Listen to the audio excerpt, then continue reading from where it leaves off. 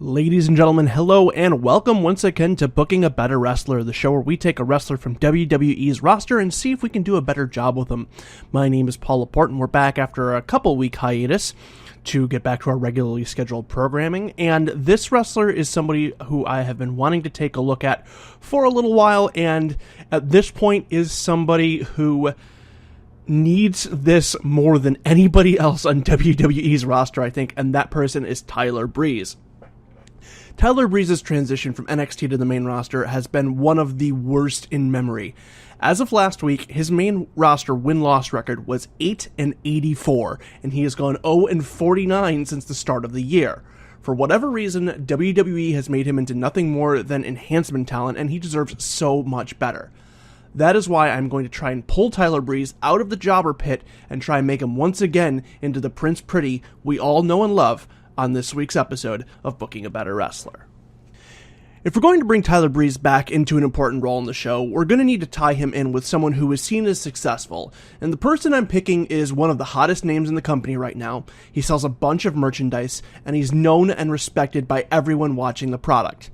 I also chose him because the pairing was one of the weirdest I can think of, and that's going to make for some entertaining segments.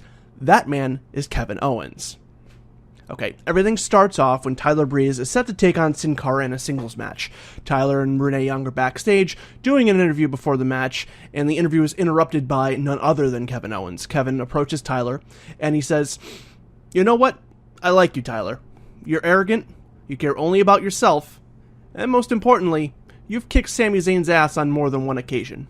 Good luck out there." And he pats him on the shoulder, and he walks off. We go to the ring, and Tyler has his entrance first, and then Sin Cara comes out.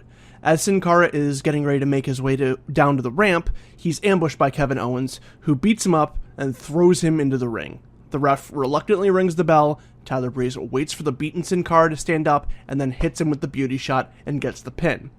Tyler gives Kevin a puzzled look as Kevin applauds for him ending the segment. The next week, Tyler is confronted by Kalisto backstage, saying that his win over Sin Cara was cheap, and that he was going to get revenge for Sin Cara and wants a match tonight. Tyler, ever the opportunist, tells him, "Fine, but only if you put your US title on the line." Kalisto agrees to this, and the two face off later in the evening. Kalisto and Tyler is a match that should be given some time because it can really showcase what these two can do. Tyler needs to be made to look like a competent fighter again, and a long bout against a smaller but higher profile wrestler like Kalisto is the perfect way to do that. Towards the end of the match, Kevin Owens comes out once again, providing enough of a distraction to allow Tyler to pick up another cheap win and this time walk away with the US title. Now, I know that he's lost a whole bunch this year, and that's a quick run to the US title for him, but he gets there because he's able to con his way into the match, and the vast majority of his losses haven't taken place on TV, so the crowd is much less likely to reject it. The following week, Tyler runs into Kevin and tells him that he wants to repay Kevin for his help, and he's decided to do so in the best way he knows how. He's going to make Kevin gorgeous. Kevin tries to reject his offer, but Tyler insists and spends the next few weeks giving him fashion tips and also insulting him at the same time. He says things like, "I bought you these Armani pants. No self-respecting adult should be wearing basketball shorts all the time." Or, "Here's the number from my stylist. Just because you like pandas doesn't mean you have to look like one." Along with these vignettes, you can have Tyler wrestling matches against low-end talent and getting solid victories to bring his in-ring credibility back up. Finally, Kevin tells him that, look, he doesn't need his fashion help, but he does know what he can do if Tyler wants to repay the favor, and then takes him off camera to tell him his plans. That evening, Kevin Owens is booked to take on Sami Zayn, and as Sami comes out for his impending battle, Tyler Breeze attacks him in a way similar to what Kevin Owens did previously, except this time Sami never makes it to the ring. Tyler just wipes him out completely. After this incident, Sami directs his attention towards Tyler Breeze, distracting him from his showdown with Kevin Owens and playing right into Kevin's plan. With Sami distracted by Tyler, it leaves Kevin to go do other things like trying to recapture the IC title or make a run for the world title. From here, you can put Tyler and Sami into a month-long program with each other. We already know how good these two are together, and you can have it all culminate with Sami getting a narrow victory over Breeze and winning his first singles title. The next night on Raw, Tyler tries to approach Kevin as his ally, but Kevin rejects him. He says Tyler wasn't able to get the job done, and the only reason he's been hanging around him is to use him against Sami in the first place. Tyler looks confused until Kevin just outright attacks him, and this can lead to a feud between the two that can be drawn out until the next pay-per-view.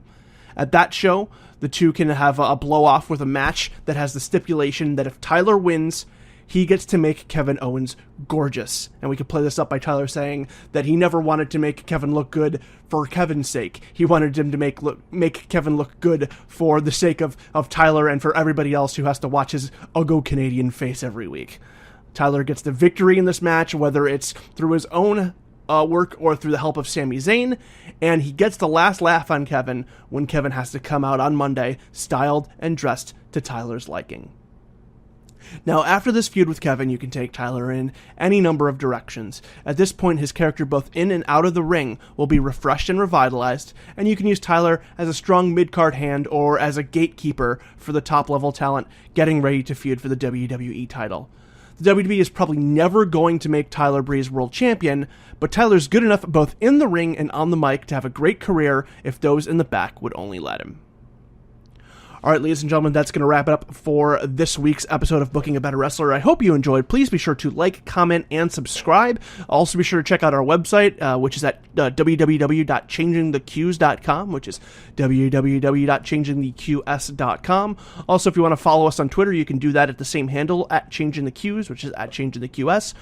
You can also send us a good old-fashioned email at changingthequestions@gmail.com, or you can search for us on Facebook. Just look up Changing the Questions. Also, if you head over to our website, be sure to sign up for our brand new newsletter, where you will have all of our posts, both articles and video and audio shows, emailed directly to your inbox at the end of each day, so you can stay up to date on everything that's going on at Changing the Questions without having to check the site 4 or 5 times a day, although we encourage you to do that as well. That is going to wrap it up for this week's episode of Booking a Better Wrestler. I hope you enjoyed. My name is Paul Laporte.